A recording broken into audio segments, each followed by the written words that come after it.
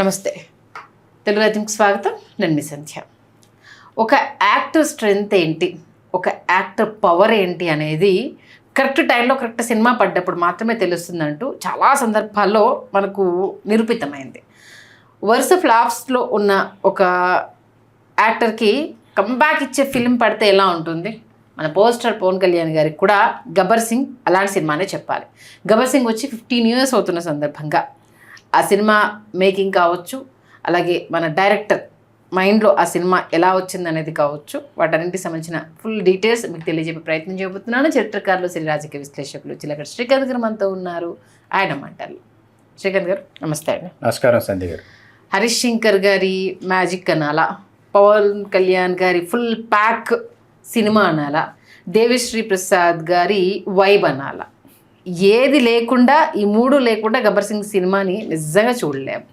మీరేం చెప్తారు సినిమాకి సంబంధించి? ఇది పవన్ కళ్యాణ్ గారి విశ్వరూపం అండి. అంటే ఒక అభిమాని కన్న కళ అని ఎందుకన్నానంటే, హరీష్ శంకర్ గారు పవన్ కళ్యాణ్ గారికి అరవేర భయంకరమైనటువంటి అభిమాని.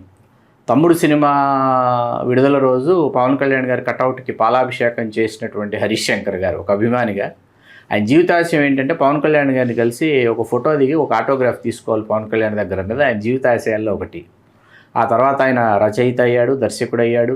షాక్ సినిమాకి దర్శకత్వం వహించి పాపం ఆయన షాక్కు గురయ్యాడు సినిమా ఫ్లాప్ అవడంతో. సినిమా మేకింగ్ బేస్ చాలా బాగుంటుందండి. అయితే రవితేజ గారికి నమ్మకం ఇది హరీష్ శంకర్ మీద. ఫ్లాప్ ఇచ్చినా చాలా విషయం ఉంది, తర్వాత వెరీ స్పీడు, కాబట్టి హరీష్ శంకర్కి మళ్ళీ అవకాశం ఇవ్వాలని రవితేజ గారికి ఉంది. ఈలోపు రవితేజ ఏంటంటే షాక్ ఫ్లాప్ అవడంతో వెంటనే డైరెక్షన్ ఛాన్స్ ఎవరివ్వరు కదా. పూరి జగన్నాథ్ గారి స్టోరీ సిట్టింగ్స్లో, నల్లమల్ల బుజ్జి గారి ఆఫీస్లో, ఇట్లా ఎక్కడుంటే అక్కడ స్టోరీ సిట్టింగ్స్లో వాలిపోతుండేవాడు. బ్రహ్మాండమైన స్టోరీ ఐడియాలు చెప్తుండాడు. అలా మేము కూడా నెల్లాళ్ళు కలిసి కోదండరామిరెడ్డి గారి తనయుడు వైభవ్ పరిచయ చిత్రం ఏదైతే ఉందో గొడవకు సంబంధించి నేను హరీష్ శంకర్ గారు కూడా ఒక నెల్లాళ్ళు కలిసి ప్రయాణం చేసామన్నమాట. అది ఆ ఫేజ్లో. ఆ తర్వాత ఏంటంటే, మీకు మళ్ళీ దర్శకత్వం చేయాలి అంటే రవితేజ గారి మళ్ళీ అవకాశం ఇవ్వాలి అని అనుకున్నాడు కాబట్టి రవితేజ గారు పిలిచారు. రవితేజ గారు ఏమన్నంటే శంభో శివశంభో ఒప్పుకున్నారు. కృష్ణవంశీతో కందిరిగానే ఒక టైటిల్ అనౌన్స్ చేశారు. ఏది రవితేజ హీరోగా, కందిరిగా కృష్ణవంశీ డైరెక్షన్లో ఒక టైటిల్ అనమాట. కందిరిగా అనే టైటిల్తో రవితేజతో చేస్తానని కృష్ణవంశీ గారు. ఈలోపు ఒకరోజు బండ్ల గణేష్ గారు ఫోన్ చేశారు. ఎవరికి? హరీష్ శంకర్కి. ఎక్కడున్నావు అంటే, ఎక్కడో ఉన్నానంటే, లేదు అర్జెంటుగా నందగిరి హిల్స్కి రా అంటే, నందగిరి హిల్స్ అంటే పవన్ కళ్యాణ్ గారి ఇల్లు. అక్కడికి వెళ్ళేటప్పటికి గేట్లు ఓపెన్ అయినాయి. రై అని కార్లు వెళ్ళిపోతున్నాయి అన్నమాట. వెళ్ళిపోతుంటే ఏంటి అసలు ఎక్కడికి వెళ్తున్నారు, ఏంటి, ఎవరున్నారు కార్లలో అనే లోపు బండ్ల గణేష్ గారు ఫోన్ చేశారు హరీష్ శంకర్ గారికి. చూశాడు కార్లో నుంచి, నేను కళ్యాణ్ గారితో పాటు ఫామ్ హౌస్కి వెళ్ళిపోతున్నాను, నువ్వు నా కారు ఉంది, నా కారులో నువ్వు ఫామ్ హౌస్కి వచ్చి అదిరిపోయే కథ చెప్పాలని ఫోన్ పెట్టేశాడు ఆయన.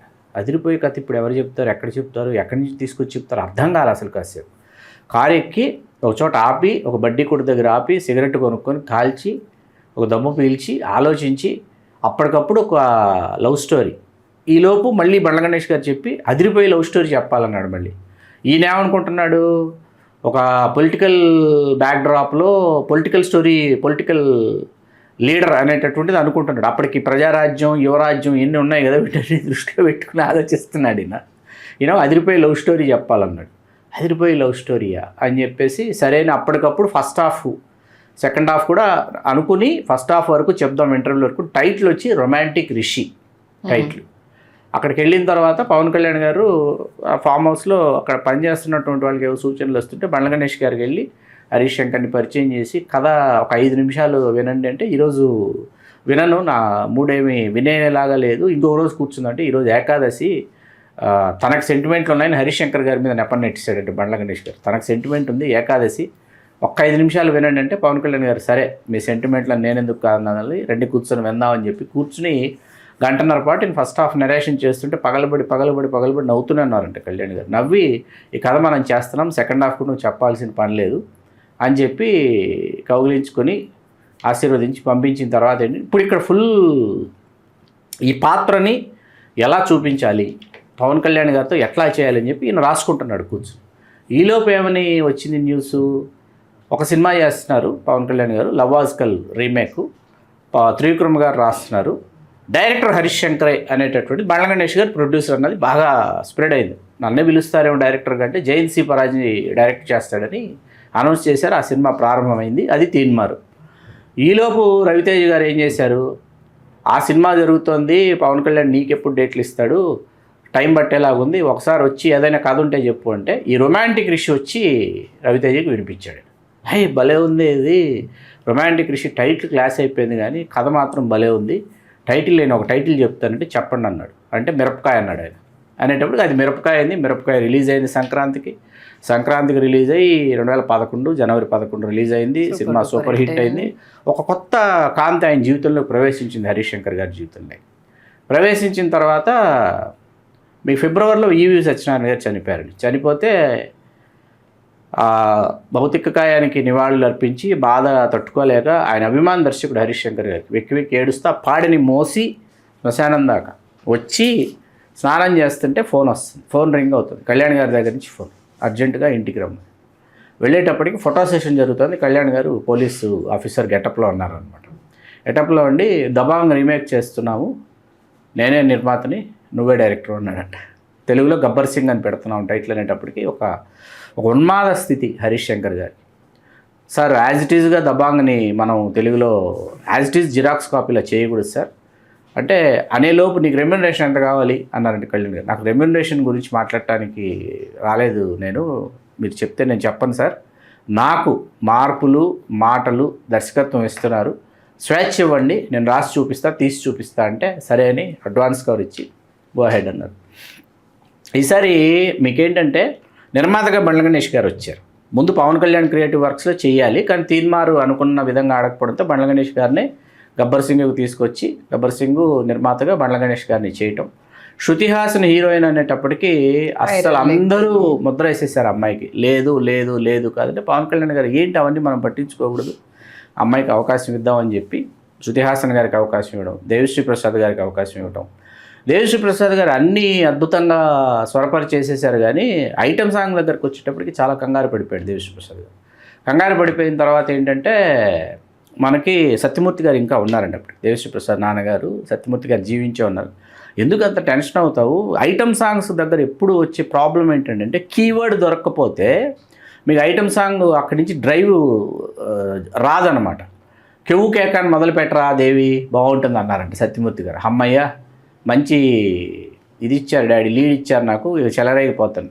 పంజాబ్ షూటింగ్ జరుగుతుందండి. ఈలోపు పంజాబ్ షూటింగ్కి ఈయన వెళ్ళాడు. ఎవరు షూటింగ్ దగ్గరికి వెళ్ళి హరీష్ శంకర్ గారు స్క్రిప్ట్ నేరేట్ చేయటం మొదలుపెట్టిన తర్వాత నా పేరు వెంకటరత్న నాయుడు కాదు గబ్బర్ సింగ్ అంటే Gabbar Singh title song sir ఇట్లాగ అనుకున్న తర్వాత ఒక్కొక్క సీన్ వింటూ వెళ్తుండగా పవన్ కళ్యాణ్ గారే వీళ్ళందరితో రౌడీలతో అంత్యాక్షరి ఆడే సీన్ పెడదాం పోలీస్ స్టేషన్లో, నాకు ఇట్లా పాత పాటలన్నీ చాలా ఇష్టం కాబట్టి బాగుంటుంది ఇది అని చెప్పిన తర్వాత అద్దరిపోతుంది సార్ ఇది, దాన్ని రాసుకున్నారు. ఇక్కడేమో డిసెంబర్ 4 నాకు బాగా గుర్తుంది, 2011 డిసెంబర్ 4 ప్రారంభమైందండి సినిమా. మధ్యాహ్నం 12:20 ముహూర్తపు షాట్ అనమాట. అక్కడేమో పంజా ఏమో ఫ్లాపు, అట్టర్ ఫ్లాపు, డిజాస్టరు. వరుసగా ఏంటి కొమరంపులి, తీన్మారు, పంజా అన్ని కళాఖండాలు దృశ్యకావ్యాలు వచ్చిన తర్వాత దీని మీద గబ్బర్ సింగ్ టైటిల్ పాటలు వెలుపలికి వచ్చేంత వరకు ఈ సినిమాకు సంబంధించి ఏ విధమైనటువంటి అంచనా ఎవరికి లేదనమాట. అసలు ఇంకో సినిమా చేస్తున్నాడు, ఏదో పేరు పెట్టుకున్నాడు గబ్బర్ సింగ్ అని అనుకున్నారే కానీ మీకు ఒక అద్భుతమైన సినిమా వస్తుంది అని నిజంగా ఎవరు ఊహించలా. మీకు ఈ సినిమా 2012 మే 11 విడుదలైన తర్వాత ఏంటంటే అసలు కనీ వినేరుగని దిక్కులు పిక్కటిల్లేటటువంటి ఒక ఏమంటారు దాన్ని సింహనాదం చేసినట్టు చేసేటప్పటికి ఏంటంటే ఊరు వాడ ఏకమై మన్ను మిన్ను ఏకమైపోతుంది అన్నట్టు థియేటర్లకి అప్పటిదాకా వెళ్ళనటువంటి ప్రేక్షకులు కూడా థియేటర్లకు వెళ్ళినటువంటి సందర్భం గబ్బర్ సింగ్ సమయంలో కూడా జరిగింది. ఒప్పుకొని తీరాల్సినటువంటి వాస్తవానికి అంత్యాక్షరి సన్నివేశాలు ఆ సన్నివేశం ఏదైతే ఉందో సాంగ్స్ 300 పాటలు అండి వీళ్ళు సెలెక్ట్ చేసుకుని తెలుసా. 300 పాటలు డైరెక్షన్ డిపార్ట్మెంట్ రెడీ చేసింది. ఆ 300 పాటల్లో నుంచి మనం ఇప్పుడు సినిమాలో చూసేటటువంటి పాటలు ఫైనల్ లిస్ట్లో చేసిన తర్వాత ఏంటంటే లెంగ్త్ ఎక్కువైపోయింది తీసేద్దామా అని చెప్పి హరీష్ శంకర్ గారు పవన్ కళ్యాణ్ గారు కొన్ని తీసేద్దాము బాగా లెంగ్త్ ఎక్కువైపోతుంది అనుకుని పవన్ కళ్యాణ్ గారు ఇంటికి వెళ్ళిపోయిన తర్వాత మళ్ళీ పవన్ కళ్యాణ్ గారు వెంటనే హరీష్ శంకర్కి ఫోన్ చేసి కొంపదీసి ట్రాష్ చేసేసారా, లెంగ్త్ ఎక్కువైంది తీసేయమన్నానని చెప్పి ఏమైనా కొంత కట్ చేశారంటే ఇంకా లేదు సార్ అంటే దయచేసి యాజ్ ఇట్ ఈజ్గా అలా ఉన్నది అలాగే ఉంచేసేయండి, వాళ్ళ ఫ్యామిలీ మెంబర్స్కి అయినా చెప్పుకుని ఉంటారు కదా, పవన్ కళ్యాణ్ గారితో పోలీస్ స్టేషన్లో మేము ఇట్లా అంత్యాక్షరి సీన్లో ఆయనతో కలిసి పెర్ఫామ్ చేసామని వాళ్ళ సంతృప్తి కోసం ముంచేసే హరీష్ అని చెప్పేసి పవన్ కళ్యాణ్ గారు చెప్పటం, దాన్ని యాజ్ ఇట్ ఈజ్గా ఉంచటం. వాళ్ళందరూ ఆర్టిస్టులు ఇవాళ వరకు వాళ్ళు సినిమాల్లో వేషాలు దొరకబుచ్చుకుంటున్నారు, నటిస్తూనే ఉన్నారు. ఒక అద్భుతమైన ఘన విజయం సాధించినటువంటి గబ్బర్ సింగ్కి సంబంధించి ఏంటంటే కంటెంట్ ఉన్నోడి కట్అవుట్ చాలన్న డైలాగ్ ఏంటంటే అది ఎంత వైరల్ అయిందో మనందరికీ తెలుసు. ఆ తర్వాత రేసుగుర్రం సినిమాలో కూడా దానిని బ్రహ్మానందం గారికి సంబంధించి ఉపయోగించడం అనేది ఇప్పటికీ మర్చిపోలేం. నేను ట్రెండ్ ఫాలో అవును, ట్రెండ్ సెట్ చేస్తా. మరీ ముఖ్యంగా ఏంటంటే నేను ఆయుధాలతో చంపను వాయిదాలతో చంపుదా అనే డైలాగు శంకరమంచి పార్థసారథి గారని సుప్రసిద్ధ నాటిక రచయిత, వారి కుమారుడు శంకరమంచి రాజశేఖర్ గారు రాశారు. అందుకని ఆయన పేరే టైటిల్ కార్డ్స్లో హరీష్ శంకర్ గారు వేయడం హరీష్ శంకర్ గారి సంస్కారానికి నిదర్శనం. 3 సినిమాల గురించి మనం మాట్లాడుకోవాలండి. ఒకటి చిరంజీవి గారి ప్రయాణంలో గ్యాంగ్ లీడర్, పవన్ కళ్యాణ్ గారి ప్రయాణంలో గబ్బర్ సింగ్, అల్లు అర్జున్ గారి ప్రయాణంలో రేసుగుర్రం. ఈ మూడింటి కమర్షియల్ మీటర్ ఒకే మీటర్లో ఉంటాయి, ఒకే టోన్లో ఉంటాయి 3 సినిమాలు. అంటే మనం ఎంత ఎంటర్టైన్ కావాలో అంత ఎంటర్టైన్ అయ్యేటటువంటి సినిమాలు అనమాట, మనల్ని ఎంటర్టైన్ చేసేటటువంటి సినిమాలు అనమాట. అది సంధ్య గారు. ఎంత కలెక్ట్ చేసింది అప్పుడు సినిమా ఇది? ఎంత కలెక్ట్ చేసిందంటే వాళ్ళు వెలుపలకు ఒకటి చెప్తారు. Industry hit, industry hit. 3 times చూసాను సినిమాని, ఒకే రోజులో 3 times చూసాను. ఒకే రోజు 3 సార్లు చూసాను సినిమా. విజిల్స్ పట్టుకొని వెళ్ళి కూర్చున్నాం. అఫ్కోర్స్ నేను పవన్ కళ్యాణ్ ఫ్యాన్ని. అసలు ఎంత గోల చేసామంటే మా బ్యాచ్ అంతా మీరు అందరు పవన్ ఫ్యాన్స్, పవన్ కళ్యాణ్ ఫ్యాన్ అని బ్రహ్మానందం గారు సినిమాలో అంటారు అలా. ఎవరు ఎంత అనుకున్నా కొంత అభిమానం అది పోదు సార్, అదంతే. ఆ సినిమా చూసిన తర్వాత ఇది కదా పవన్ కళ్యాణ్ గారికి పడాల్సిన సినిమా, ఇది కదా పవన్ కళ్యాణ్ గారు చెయ్యాల్సింది. అంటే ఎక్కడ కామెడీ టైమింగ్ కావచ్చు, యాక్షన్ చేసే దగ్గర యాక్షన్ కావచ్చు, ఆ మదర్ దగ్గర సెంటిమెంట్ కావచ్చు, భాగ్యను ఇష్టపడే ఆ సందర్భం కావచ్చు, తండ్రి చనిపోయినప్పుడు మెయిన్ ఆ పీక్ ఫైట్ ఉంటుంది. తను ఏదో బాధపడుతూ ఉంటే ఏంటిది ఆమె భాగ్య పక్కన ఫ్రెండ్ క్యారెక్టర్ గాయత్రి, తను ఏదో చెప్తుంటే ఊరుకోమ్మ తల్లి చనిపోయే బాధలో ఉంటే నువ్వు పిచ్చి మాట్లాడంగానే అసలు ఒక సీరియస్ మూడ్లో ఉన్నప్పుడు వెనక నుంచి అలా ఫైటింగ్ వచ్చినప్పుడు ఉంటుంది చూడండి, అబ్బా ఇది కదా ధమాకా అన్నంత రేంజ్లో ఈచ్ అండ్ ఎవ్రీ. ఈ పాటలు అయితే ఓ రేంజ్ దుమ్ము తెలిపాయి అనుకోండి, అది మామూలు విషయం కాదు. నిజంగా ఇప్పటికీ మరొకసారి పవన్ కళ్యాణ్ గారు అలాంటి ఒక సినిమా చేస్తే బాగుంటుంది. ఎందుకంటే ఏవి కొందరికి సూట్ అవుతాయో దాంట్లో నుంచి ఇప్పుడు తమ్ముడు తీసుకున్నా ఇవన్నీ తీసుకున్నా ఆయనలో అన్ని యాంగిల్స్ని ఆ సినిమాలో చూపిస్తారు. తమ్ముడు కానీ ఖుషి కానీ బద్రి కానీ అవి ఆయన చేస్తేనే బాగుంటాయి అనిపించేంత. ఎందుకంటే సీరియస్నెస్ ఉంటుంది, కామెడీ ఉంటుంది, లవ్ ఉంటుంది, ఫ్యామిలీకి సంబంధించి ఆ సెంటిమెంట్ ఉంటుంది, ఇన్ని ఉంటాయి. ఏ ఒక్కటి ఈ సినిమా ఇప్పుడు మనం చెప్పిన ఈ లిస్ట్లో ఏ ఒక్క ఎలిమెంట్ అనేది మిస్ అవ్వదు. కానీ పిచ్చి పిచ్చిగా ఏదో చూపిస్తారని ఏదో అయిపోతుంది అనేది. అప్పటి అసలు ఆ కట్అవుట్లు ఒక్కొక్క జూబ్లీ హిల్స్, బంజారా హిల్స్ ఏరియాలో ఆ కట్అవుట్స్ మామూలుగా చాలా పెద్ద హోర్డింగ్స్, అతి పెద్ద హోర్డింగ్స్. అవును, నిజంగా. హరీష్ శంకర్ గారు మళ్ళీ మొన్న ఉస్తాద్ భగత్ సింగ్ తీస్తే అది తీసిన హరీష్ శంకర్ గారైనా ఇది తీసింది అనేసి అన్న కొంత కోపం వచ్చేసింది నిజంగా.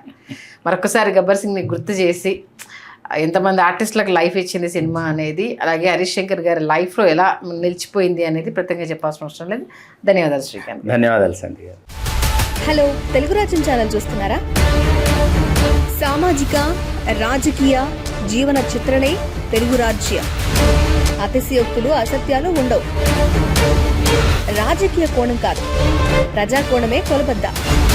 తెలుగు రాజ్యం వీక్షణ మీ ఉత్తమ అభిరుచికి నిదర్శనం.